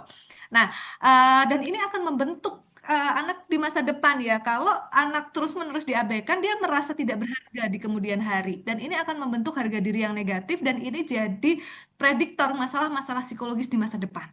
Nah, maka dari itu, terus kita harus gimana? Ya berikan perhatian tapi tidak berlebihan, gitu. Maksudnya apa? Ketika tadi ini sebenarnya masalah itu nggak bisa ditangani satu dua kali saja dalam bersikap ya, tapi perlu tersistem gitu. Jadi banyak PR-nya yang perlu dilakukan ya. Kalau misalnya tadi anak suka motong pembicaraan, anak banting barang kayak gitu. Nah, misalnya kalau case yang motong pembicaraan, kita perlu untuk mengedukasi anak apa hal yang baik dan tidak baik untuk dilakukan gitu. Caranya gimana? Kalau ini saya sharing secara pribadi nih ya. Yang saya lakukan terhadap anak saya adalah memang sumbernya dari buku nih, dari baca buku gitu. Ini pas banget dengan tema kita di DPK gitu ya. Jadi saya tuh kebetulan ada buku, ya saya rasa ini juga baik mudah diakses ya. Buku hal yang baik dan tidak baik untuk dilakukan seorang anak gitu. Jadi ada buku bentuknya komik gitu yang saya miliki, apa yang anak boleh lakukan dan tidak boleh lakukan, mana perilaku yang baik dan perilaku yang harus dihindari. Nah, jadi saya sering bacakan itu ke anak saya gitu. Nah, jadi itu dan itu di beragam setting ya kalau yang di buku yang saya miliki gitu. Misalnya kalau di kereta kayak gitu, di kereta tuh nggak boleh lari-lari, nggak boleh numpahin makanan, nggak boleh ngomongnya sambil teriak-teriak. Nah, itu membuat anak paham dengan caranya, dengan dunianya ya. Maksudnya nggak terus kita ngasih tahu itu nggak bagus, ini nggak bagus dengan cara kita, dengan cara pikir orang tua, ya itu nggak akan nyampe gitu. Jadi dengan buku tadi ada gambarnya, ini nggak boleh, ini oh ini bagus ya Mas. Jadi dia nantinya udah bisa mempersepsi sendiri. Itu tadi yang saya ceritakan, dia terus jadinya bisa untuk menceritakan lagi gitu. Bahwa oh ini loh kamu boleh gini loh kamu nggak boleh gini loh, dia cerita gitu sama bonekanya ya, yang kalau di rumah karena belum nggak ada adik nggak ada kakak, jadi ya kan ceritanya biasanya dia bermain peran kayak gitu, jadi itu kan itu menunjukkan bahwa dia udah paham gitu. Nah itu mungkin cara itu bisa dilakukan ya. Jadi tadi adalah bukan aktivitas atau bukan suatu masalah yang bisa diatasi sekali tapi tersistem, itu tentang hal baik dan tidak baik gitu. Nah, kemudian wajar nggak? Wajar banget ya berarti. Nah, terus yang pertanyaan nomor satu tadi apa, Pak? Ya, Mas, berarti ya, Mas. Udah terjawab belum? Sudah sih sebenarnya sudah mewakili semua nih pertanyaan ya, jawaban ibu. Cuman gini, kapan Hmm. waktunya memberikan reward and punishment dan Hmm. seperti apa reward punishment itu diberikan di usia itu gitu. Ya, oke. Terima kasih, Mas. Pertanyaannya itu tadi yang juga ingin saya ceritakan gitu ya. Terima kasih udah mengingatkan. Nah, reward punishment. Jadi, sistemnya itu sistem lagi gitu. Mungkin ini saya cerita dulu pengalaman saya terhadap anak saya gitu ya, yang saya lakukan. Tapi memang ini adalah untuk membentuk perilaku gitu yang saya lakukan. Karena proses untuk reward punishment tuh kita bisa menurunkan perilaku gitu. Nah, target terakhir saya ke anak saya adalah kemarin di awal itu adalah dia bisa pipis tanpa pakai pampers. Jadi bisa bilang saat pengen pipis gitu ya. Itu saya terapkan sistem reward and punishment karena saya ingin membentuk perilaku bilang saat pengen pipis. Itu kan yang saya lakukan emang kalau kamu bisa bilang ke mama nggak pakai pampers, jadi tiap pipis itu bilang, kamu nanti dapat mainan gitu, mainan yang dia suka gitu, karena ini itu kan masih kecil banget ya, usia 2 tahunan gitu kan. Sehingga itu saya kasih yang langsung didapat gitu, ketika dia berhasil bilang dia akan langsung dapat hadiah, dia boleh dapat hadiah gitu. Nah, kemudian dia berhasil melakukan itu setelah saya sounding beberapa kali, dan memang jadinya setelah di kamar mandi persis, setelah dia keluar buang air kecil itu langsung nagih gitu. Mana hadiahku gitu.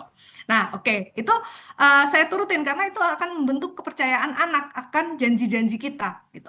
Langsung saya belikan juga mainan karena dia udah berhasil, karena targetnya cuma itu gitu. Tapi ketika cara ini saya terus terapkan, anak nggak akan belajar, anak maunya instan gitu kan. Nah, di tahap selanjutnya adalah berarti benar-benar melepas pampers termasuk saat tidur. Nah, itu kemudian saya terapkan kalau ini saya ada kalender kayak gitu ya. Kalau berhasil ini ya sampai bawah ini ya, ini adalah 30 gitu kan. Kebetulan udah tahu konsep angka kayak ini ada baris-baris gitu kan. Ini mama kasih bintang, kalau ini berhasil sampai akhir sini ya, itu nanti baru dapat mainan yang kamu pengen gitu. Nah, oke, dia pengennya itu mobil McQueen gitu kan. Mungkin Bapak Ibu tahu ya, ini yang mainan anak-anak gitu. Maunya mobil McQueen. Oke, kalau mau mobil McQueen berarti kamu harus ini benar-benar setiap malam nggak boleh ngompol. Kalau berhasil, nanti pagi-pagi mama kasih bintang. Kayak gitu. Nah, itu jadinya membuat pas bangun pagi dia semangat karena tidak ngompol, terus ayo kita gambar bintang gitu. Nah, itu membentuk perilaku biar tidak menggunakan pampers. Jadi dia termotivasi sebelum tidur jadi pipis kayak gitu ya, nggak biar tidak ngompol gitu. Dan ini juga saat bahkan saat dia pergi, maksudnya di rumah orang tua saya, kalau nanti di rumah Titi ini tidak ngompol juga akan dapat bintang. Tapi kalau nggak berarti gagal, nggak akan dapat McQueen sama sekali gitu. Nah, jadi eh, sistem ini biar nggak langsung reward itu langsung didapat gitu. Nggak setiap keinginan langsung diturutin dengan adanya suatu sistem besar. Ada target yang perlu dicapai. Nah, jadi itu yang perlu ditentukan dengan apa target perilakunya. Misalnya mau membentuk anak ngapain gitu. Nah, nanti dikasih sistem kayak gitu. Misalnya Bintang kalau berhasil seminggu baru dapat hadiah ini gitu. Jangan langsung yang dapat hadiah. Kecuali memang tadi masih kecil banget gitu ya, masih maksudnya di usia sangat muda, 2 tahun kecil gitu ya, langsung pas di awal untuk target awal nggak masalah gitu. Tapi nggak terus-terusan kayak gitu. Gitu Mas Yuda gambarannya. Ya, baik, Kak. Lalu untuk punishment-nya seperti apa, Ibu? Oke, nah gini, kalau punishment memang saya tidak terapkan sistem benar-benar punishment ya, tapi punishmentnya adalah tidak mendapatkan reward gitu. Nah, misalnya karena kalau punishment itu efeknya terhadap anak cukup negatif ya, jadi saya tidak memilih itu gitu, meskipun sebenarnya bisa gitu. Misalnya terus punishment adalah tidak mendapatkan hal yang dia inginkan. Pengennya dia nggak mau makan, berarti dia nggak boleh lihat handphone, nggak boleh main handphone sama sekali.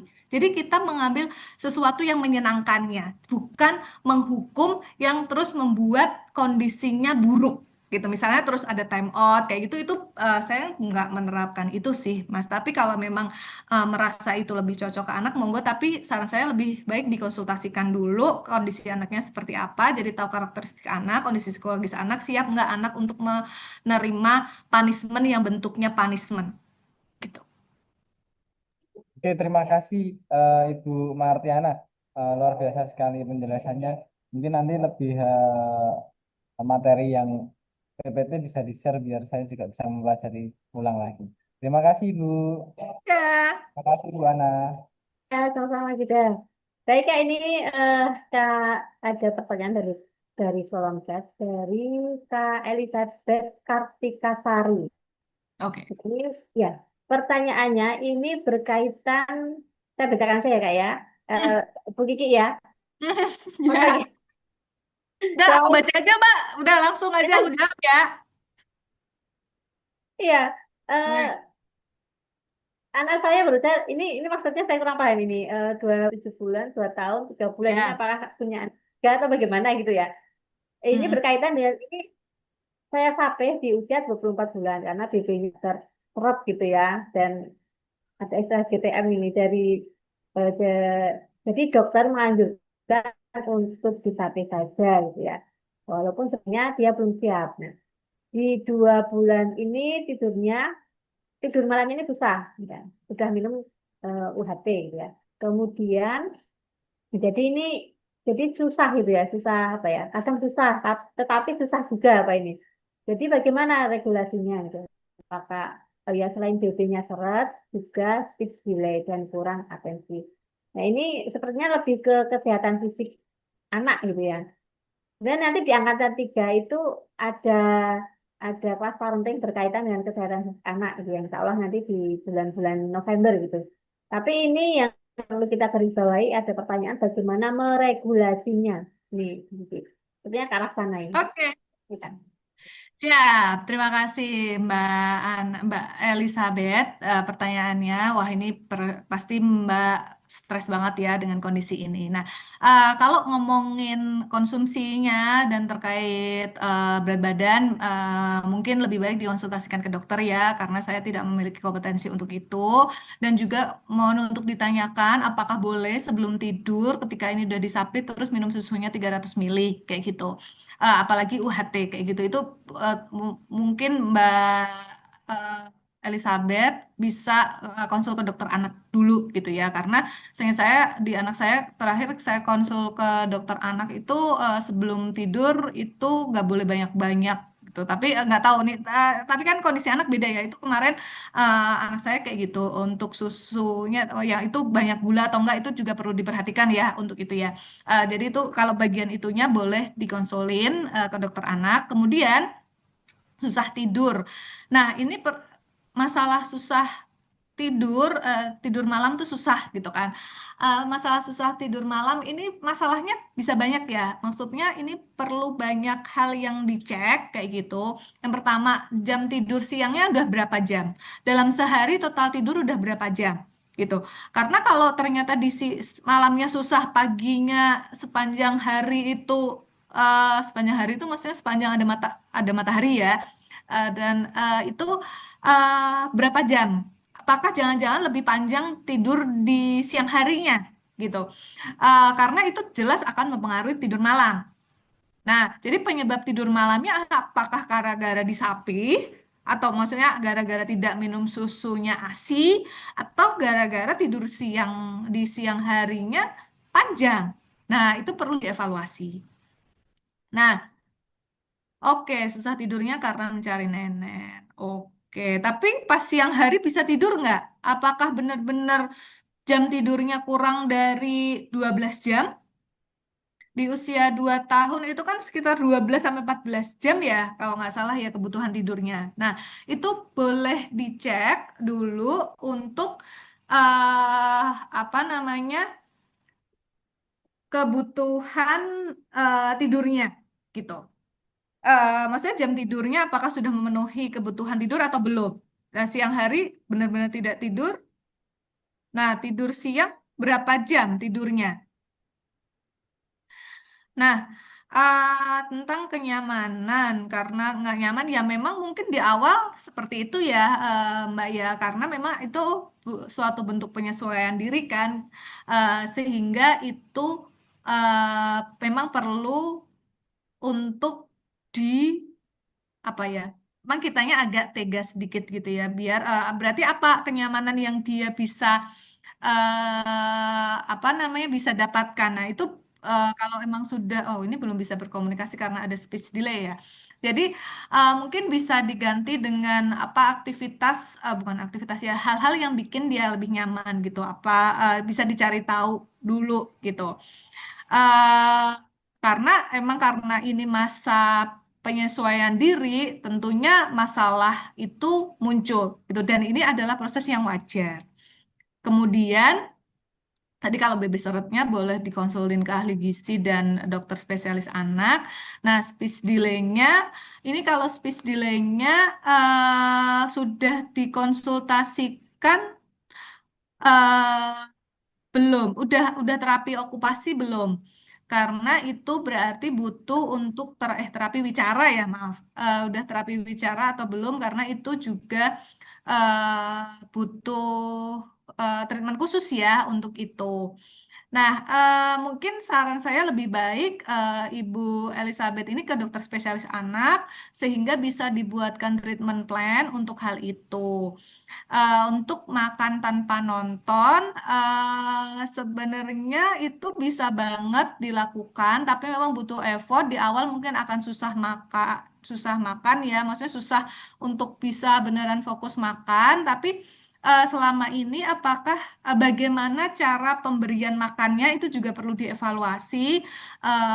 Bahasanya agak kasar ya pemberian makan ya, tapi maksud saya adalah gimana sih posisi anak saat makan, apakah duduk di high chair atau kayak gimana? Nah, itu perlu eh, diubah. Jika belum, maka lebih lebih disarankan adalah anak duduk sendiri dan diberi makanan di depannya.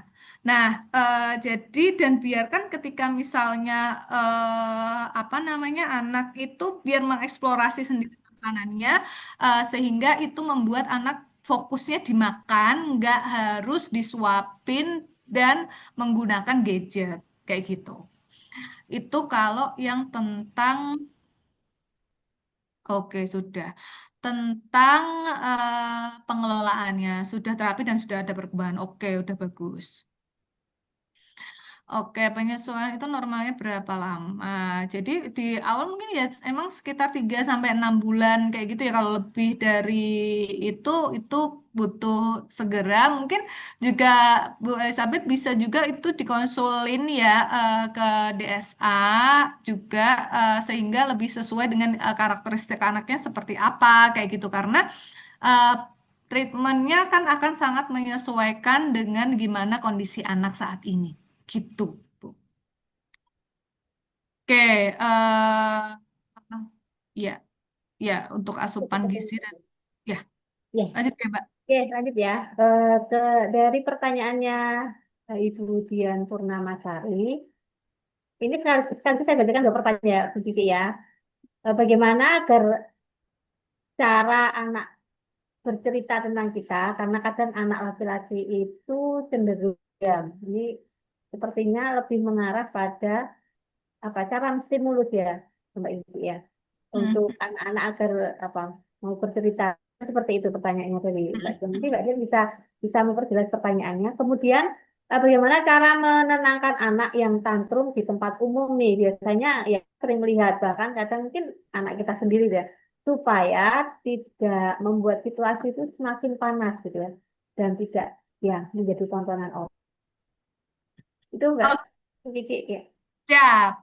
Ya, gimana biar anak bercerita? Tentu kita perlu membuka diri gitu. Tentu kita perlu tidak judgmental. Kenapa anak gak mau cerita? Biasanya karena kita judgmental, belum apa-apa, udah oh pasti gini pasti gitu gitu. Nah, kemudian ini tapi tergantung nih ya usia anaknya Budian berapa gitu. Karena mungkin treatmentnya bisa beda-beda ya. Kalau udah anak yang usia SD kayak gitu tentu aja caranya beda dengan anak seusia anak saya kayak gitu ya yang masih balita kayak gitu. Nah, saya berikan opsi dua-duanya ya. Misalnya ini kalau anak saya adalah balita dan anak saya itu di daycare gitu. eh saya caranya adalah setiap pulang sekolah kayak gitu di jalan saya terus menanyakan gimana tadi di sekolahnya happy tidak gitu. Jadi fokus pertanyaannya adalah pada perasaan. Jadi apa yang bikin kamu senang tadi? Apa yang bikin kamu kesel? Gimana teman-teman kayak gitu. Jadi itu membuat nanti anak bercerita yang kadang-kadang nggak saya tanya biasanya sebelum tidur dia cerita sendiri tadi di sekolah Kak ini begini, Kak itu begitu. Aku tadi main ini sama itu, kayak gitu. Jadi dia bercerita sendiri karena memang saya terbiasa untuk mengajaknya bercerita, gitu. Maksudnya menceritakan atau menanyai tentang kondisi sekolahnya, gitu. Gimana pertemanannya ya? Karena anak saya masih balita ya, maksudnya di daycare dengan aktivitasnya aktivitas stimulasi aja, kayak gitu ya. Dan itu yang saya fokuskan memang perasaannya. Nah, kalau anak yang sudah besar tentu saja bisa dengan makan bareng, pas makan bareng kita mulai bercerita atau pas mengantar, gimana hari ini kamu siap nggak berangkat sekolah? Ada deg-degan, ada takut nggak? Gitu. Jadi fokuskan pada pertanyaan emosi, jadi jangan pulang sekolah anak ditanya, gimana tadi sekolahnya? Pelajarannya susah nggak? Ada PR nggak? Gitu. Itu akan anak sebel banget. Ngapain sih ibu tuh tanya-tanya PR? Aku tuh udah capek di sekolah kayak gitu. Nah, jadi fokuskan pada uh, pertanyaan yang mengungkap emosi dan itu lakukan dengan ringan dulu, jangan terus banyak menyelidik gitu ya, karena itu membuat anak gak nyaman untuk bercerita ya kalau ngerasanya diinvestigasi gitu. Jadi kita bertanya dengan antusiasme untuk memahami kondisinya. Seperti itu gambarannya Bu Dian. Nah, kemudian untuk menenangkan anak di tempat umum yang tantrum. Nah, ini tricky banget, Bapak Ibu. Memang, jadi tapi ini kuncinya adalah kita perlu tahan malu. Karena malu dilihat orang itu nggak ada efeknya apa-apa dibandingkan perkembangan anak. Bagi saya. Tapi boleh Bapak Ibu mungkin punya value yang lain ya. Tapi begini, ketika anak ini tantrum di kondisi umum dan itu bukan di tempat berbahaya maksud saya adalah misalnya di jalan raya. Kemudian di situ kemungkinan akan bisa tertabrak atau ketiban sesuatu kayak gitu. Itu adalah bahaya dan kita harus segera angkut gitu. Tapi kalau itu misalnya di mall dan bukan di eskalator atau di dalam lift, itu ada di sebuah lantai gitu ya, maksudnya di entah lantai berapapun gitu, tapi itu tidak berbahaya dan dia nggak akan jatuh pas dia tantrum, dia mau gulung-gulung di tanah, nggak apa-apa. Malu orang-orang tuh nggak kenal kita. Kalaupun kenal terus, iya anakku tantrum, beres gitu. Tapi kalau itu tantrum di tempat umum karena dia minta sesuatu, terus kita turutin, jadinya apa? Besok dia akan melakukan itu dan mungkin lebih ekstrim untuk mendapatkan yang dia inginkan, gitu. Jadi ya buat saya malu nggak apa-apa. Dia minta anak saya gulung-gulung minta jajan, saya nggak kasih kalau itu nggak bagian dari kesepakatan kita, gitu. itu di luar budget gitu ya, di luar hal yang oke hari ini misalnya emang jajan. Jadi kalau kayak misal jajan kayak gitu, hari ini kita cuma kita mau ke misalnya taruhlah ke Indomaret, tapi cuma mau beli ini aja. Nah, saya mau belanja ke sini, tapi kamu nggak boleh jajan ya. Boleh ikut, mau ikut nggak? Tapi kalau ikut nggak boleh beli apa-apa, mau cuma mau beli ini aja. Nah, itu saya udah sampaikan, udah ada inform consent gitu ya sejak awal gitu kesepakatan kita. Nah, kalau nanti anak minta di itu, tapi kalau anak saya emang nggak sampai gulung-gulung gitu ya. Nah, tapi itu tadi dampaknya ya. Ketika kita fokus pada malu dan kita menuruti keinginannya, maka ya siap-siap aja besok akan kayak gitu. Gitu. Seperti itu, Mbak Ana, mungkin jawaban dari saya. Oke, ini masih ada satu pertanyaan. Apakah masih bisa Ya, dibacakan? Boleh oke. ya, satu Yang lagi mana, ya. Mbak? Ya, Ya. satu lagi ya. Ini dari Oke. Ibu Saryati. Beliau bertanya, apa anak bisa tanggung jawab menyelesaikan tugasnya? Nah, permasalahan beliau ini, beliau memiliki anak kembar dua ya, cewek semua, usianya 9 tahun. Masih apa? Ini lelet gitu dalam pertanyaan seperti itu ketika dikasih tugas atau malah mereka berantem. Ini sampai kadang-kadang Bu Sati Karyati ini apa waktu yang sudah diatur habis. Seperti itu, Bu Kiki. Oke, Dua pendapat. Ya. terima kasih. Ya, wah, oke. Bu Saryati, wah menantang banget ya Bu ya. Kalau kayak gini mungkin Ibu gemes dengan ini nggak diselesai-selesaiin gitu ya. Ini beberapa cara bisa dilakukan. Yang pertama adalah membuat kesepakatan awal yang jelas gitu ya. eh, Usia tanggung jawab. Sebenarnya sejak usia berapapun bisa bertanggung jawab, ya bisa diberikan tanggung jawab. Tapi tanggung jawab tugas-tugasnya tuh yang bertingkat kayak gitu. Ya anak saya balita udah saya kasih tanggung jawab bersihin mainannya gitu. Nah, jadi tapi kan untuk 9 tahun lebih dari itu tentu saja ya. Nah, jadi perlu ada kesepakatan di awal tentang tanggung jawabnya apa dan ketika tidak berhasil menyelesaikan berarti ada konsekuensi apa gitu. Jadi diberikan apa ya, ada konsekuensi di setiap perilaku yang diharapkan gitu. Maksudnya perilaku yang diharapkan di sini menyelesaikan tugasnya. Nah, tugasnya apa nih? Yang jelas ya. Jadi benar-benar harus detail untuk memberikan tugas-tugasnya itu gitu. Nah, kemudian, karena ini ada dua orang, ini menarik banget. Jadi bisa dibikin sistem siapa yang paling cepat menyelesaikan tugas di setiap harinya, kayak gitu. Maka nanti akan bisa mendapatkan reward ini di akhir pekan, gitu misalnya. Tapi rewardnya nggak usah gede-gede, gitu. Misalnya nanti bisa beli es krim, kayak gitu di akhir pekan. Tapi cuman buat yang bisa berhasil, gitu. Tapi es krimnya ini udah ditentukan gitu misalnya ya. Jadi nggak terus beli es krimnya yang satu box besar gitu enggak, tapi ya es krim kecil-kecil aja kayak gitu. Jadi biar mereka ada hasrat kompetitif juga ada itu terbangun, tanggung jawab terbangun dan dua-duanya bisa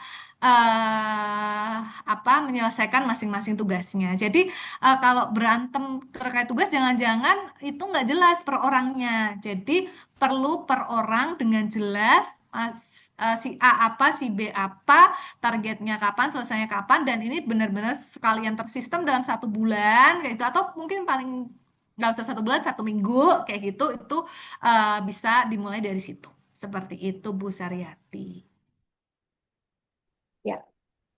Eh, Sebenarnya sudah cukup ya, Bu Kiki dan Bu Saryati untuk jawabannya tadi. Dan terima kasih Bu Kiki untuk jawabannya yang sudah diberikan, aplikatif sekali, dan Bapak Ibu semuanya yang telah apa aktif ya dalam mengikuti sesi ini. Jadi eh, sebelum kita akhiri gitu ya, ini ada beberapa hal yang kita bawa pulang setelah ini dia. Bahwasanya kata bahwa tantrum itu ternyata hal yang wajar gitu ya, seperti itu. Kemudian pencegahannya itu pencegahan selalu apa? Lebih baik daripada reaksi kita saat kejadian di saat anak-anak kita mengalami tantrum. Dan kuncinya keteladanan orang tua dari kita sendiri ini menjadi kunci perkembangan anak, baik itu secara mental maupun secara fisiknya. Seperti itu.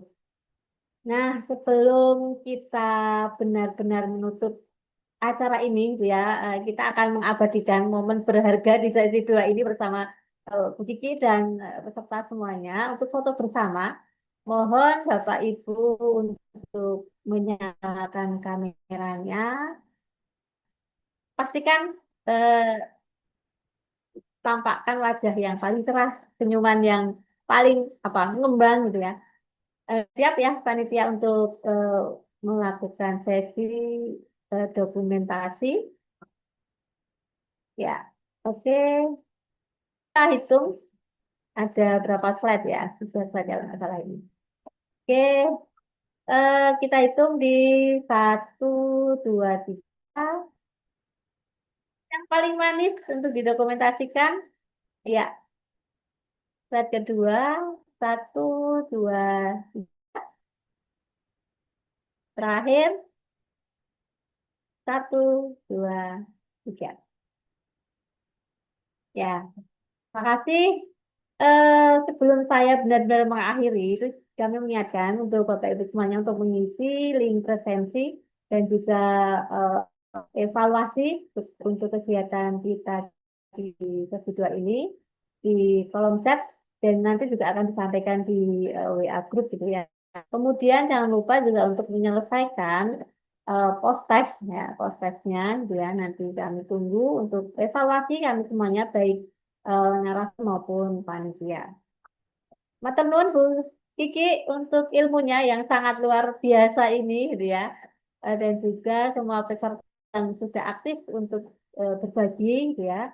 Mohon maaf jika selama memandu acara ini ada yang kurang berkenan dan sampai bertemu di sesi berikutnya dengan semangat gitu ya, yang lebih semangat lagi gitu ya untuk menjadi orang yang inspiratif dan adaptif. Di sesi ketiga nanti berkaitan dengan aktivitas fisik untuk mengurangi ketergantungan gadget ini pada anak itu ya dengan cara yang menyenangkan di hari Rabu juga di jamnya hari ini sampai ya di tanggal 20 Agustus 2025. Saya Ana Nur Hayati, mohon undur diri. Saya akhiri. Wassalamualaikum warahmatullahi wabarakatuh.